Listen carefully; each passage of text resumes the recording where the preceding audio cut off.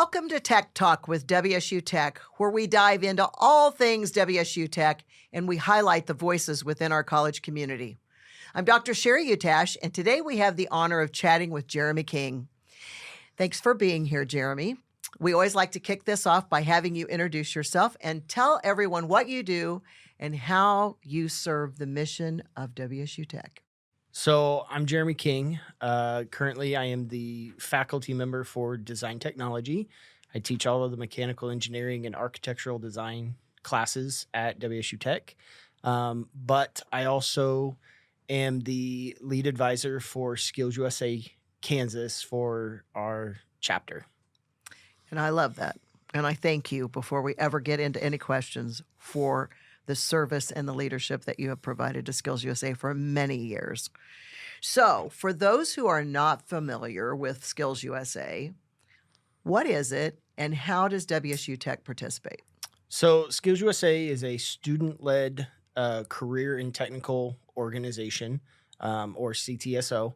And this last year, we are 445,000 members strong all over the U.S. Students within the SkillsUSA organization develop hands-on skills, technical skills, personal skills, leadership skills to help them throughout their journey into a career. Those are workshops, those are competitions, national competitions, state competitions that they have the ability to partake in. So how did you get involved with SkillsUSA? So I got involved with SkillsUSA back when I was a student at WSU Tech, back when it was WATC. I competed at the state level, won state, went to nationals, got 15th in the nation eons ago. And then I came back and started working for WSU Tech. And I was very passionate about what skills did for me and helped me, that I kind of took it on. Nobody was really willing to take it on. So when I started, I took on SkillsUSA, and I've been running with it since. I'm now on the board for SkillsUSA Kansas for one more year, and then I have to go off for a period of time. But I've been on the board for the past 4 years. So you, as a student, and I remember this, as a student, because that's where I first met you. As a student, you were in SkillsUSA. What kind of changes have you seen over the years? Because you had that perspective, now you've had this advisor perspective. What do you see? Because, I mean, there's been a lot of change in SkillsUSA. So what's your perspective?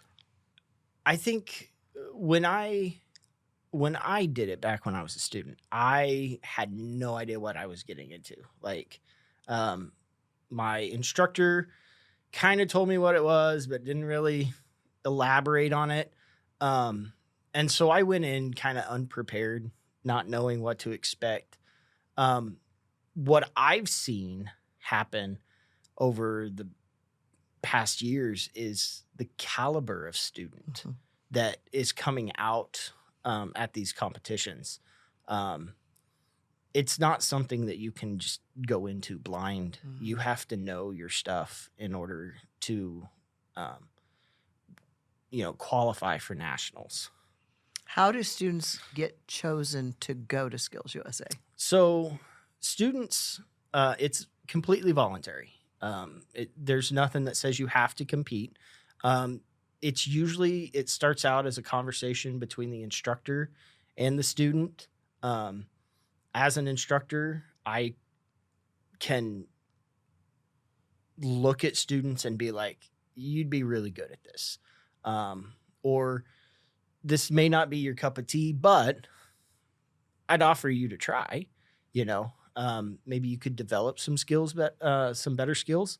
But it really comes down to the students wanting to do it, being passionate about it, and then the instructors also taking the time to work with them to develop those skills. So you're our lead advisor, and I know that, but we have a lot of faculty that are involved in this. Talk about what the faculty does to prepare a student to go to state, and then if they're fortunate enough to go to national. Yeah. And what do they have to do at state in order to go to national? So a faculty's role within SkillsUSA is we're the ones that kind of know how the contests are going to be run, right? Mm-hmm. What kind of things are they looking for? Granted, we don't know the exact problem that they're going to get from year to year, but we generally have an idea and can train our students to be able to accomplish that goal that they may have set out for themselves. Usually what happens is in the fall and in the spring, we poll class. How many of them do they want to compete? We tell them what it is, show them what it is. And then from there, certain programs have like a limit. In my field, in architectural drafting and technical drafting, we can only take 5 students in each discipline. To compete at state. Okay. So we can only take 5. So if I have students that are, if I have like 10 or 12 students, then they have to compete against themselves and against their classmates to see who the top, 5 are. And then those 5 will get to go to state. Now at state, every program is different. I'm only going to speak on the architectural and technical because that's what I know about. But at state, they show up. It's usually about 8 o'clock in the morning. About 9 o'clock, they get handed a written test just to test their knowledge on general facts about architecture or technical drafting. At 10 o'clock, when the test is done, that's when the real work begins. They get a problem. It's usually a packet of information, bunch of chicken scratch, and they have 4 hours to complete that problem. So they're really solving. They're creating really a solution solving the problem to a real world problem. Yes.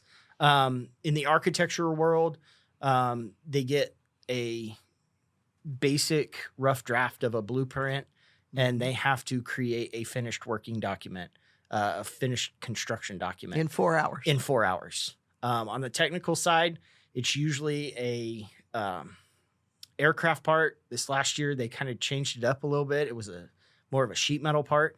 But once again, they still have 4 hours to complete a full blueprint to the best that they can. A lot of them are designed to not be finished in 4 hours. That's the way they go. Now, after they complete that, they turn it in, they get scored. There's a panel of judges for each contest and a contest chair. Those judges look at everybody's drawings, scores them, and only the top person in their division, high school, college, post-secondary, and even middle school in some contests, only the top person gets to go to nationals. Okay. And in order to go to nationals, you have to score an 85% out of the allotment of points just to go to nationals. So it's not just good enough that your drawing was good. You had to score on the test, is what you're saying. Yeah. You have to score overall 85% or better to go to nationals. If you get the gold medal and you go to nationals, it's a week. This last year we were in Atlanta, Georgia, and we're there for a week, and you compete against the best of the best from all over the U.S. And it is, in the architecture, it's an 8-hour drawing, and in the technical, it's a 2-day drawing. So you have 16 hours. So it used to be in Kansas City. They outgrew that. They went to Louisville. We outgrew that. Now we're in Atlanta. Yep. And we're going to be in Atlanta for a few more years. For a while. Yeah, for a while. So we just went to nationals. We did. Just not even a month ago. Yep. What happened? We had our best turnout for WSU Tech. This year at nationals, we brought home a gold in architectural drafting. Nice job. Second one in the state. That's the second one. Second one in the state. Okay. First one for us. Second one for us. Oh, second one for us. We had one in 2016. Oh, okay. Kind of forgot that was the first one in the state. Okay. So we brought home gold in architectural drafting, and then we brought home silver in high school crime scene investigation.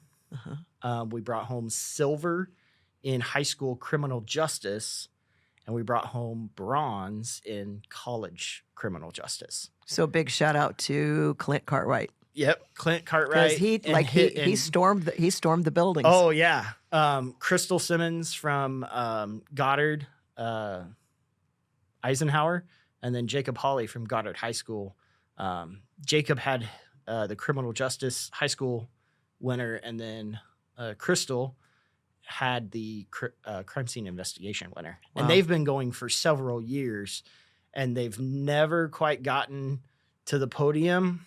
And we've always been right outside on the podium, but this year we actually got all 5 of them on the podium. So I know what that's like because I've been there. Yeah. And it's like the Olympics. I mean, there you go. You're on the podium. There's this full auditorium or this full, venue. Yep. And people, there's lights everywhere and people are clapping and hollering and screaming. Insane. Let me ask you, you have a gold medalist, your second one. What does that feel like to you as a faculty member? Let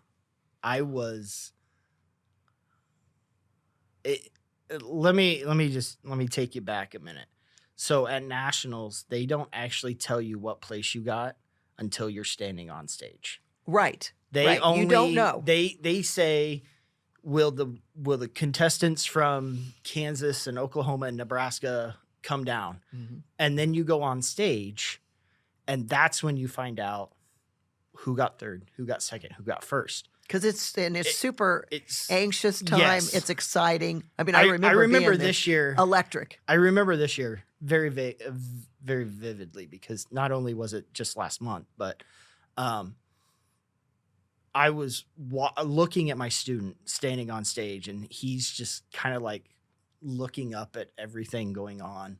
And when they called third, I was like, okay, I got a little bit more excited. And then when they called second and it wasn't him, I was like through the roof excited because the student that won this year put a lot of hard work into it. Shout out to Alex. He actually just got accepted to KU to go to their architecture school. That is really good. Before this. So now he's going to go back and try to get a SkillsUSA membership going at KU. Good for him. But it's exhilarating to have your student up on that stage. Out of the whole United States. Out of the whole U.S., yes. Number one. Yeah, Jimmy Hodges, he's always telling me he called me the other day. This is how many medals I got. This is, I'm like, well, we got a gold. So what else you want to talk about? Yeah. That's what I said to him. What do you think the student, what kind of impact does that have on a student? I mean, you just talked about this student. How's that going to continue? And the criminal justice award winners too that medaled. What does their participation in this mean to them as they continue to build their education and their career? I'll talk more about the 2016 winner. Okay. So that year we were in Louisville. It was a design problem, and this young lady, Emily, she knocked it out of the park. And when she came back to Wichita after getting the gold medal, she had a job offer in Kansas City on the table just for winning gold at nationals. She moved up to Kansas City, started working at an architecture firm up there, and then has now progressed to she's in charge of a drafting department at an architecture firm in Kansas City still. So it's big for them. Like you said, and somebody else said it on a different podcast that I was listening to this week. SkillsUSA is the Super Bowl, or not the Super Bowl, the Olympics of career in tech ed. Mm-hmm. And if you ever have gone to nationals, I know you have, mm-hmm. and you've seen it. It's exhilarating. It is. It's like, it's so intense. I can't describe the whole week is just super intense. Yeah. And you walk a million miles. Yes. Yeah. I can't describe what nationals is like to anybody that hasn't been. You just have to go. That's what you told me. That's what you told me. You said, you kept saying, you just have to go. You have to see it for yourself. I can't explain it. And I did. And it is incredible. It is an incredible experience. And your good friend is the executive director, Sheree Travis. Big shout out to her. So and then she's you leading saw us my into other the future. buddy, Mike Rowe. Yeah, while you Mike were Rowe there. was there this year. And did our students get to hear him? We did. So Tuesday night, at our opening session, he came out and was talking about how his path was through dirty jobs and mm-hmm. Everything he did beforehand. He's an opera singer. Did you know that? Yeah. If nobody knew, Mike Rowe is an opera singer. Mm-hmm. Truth. And he's really good. Mm-hmm.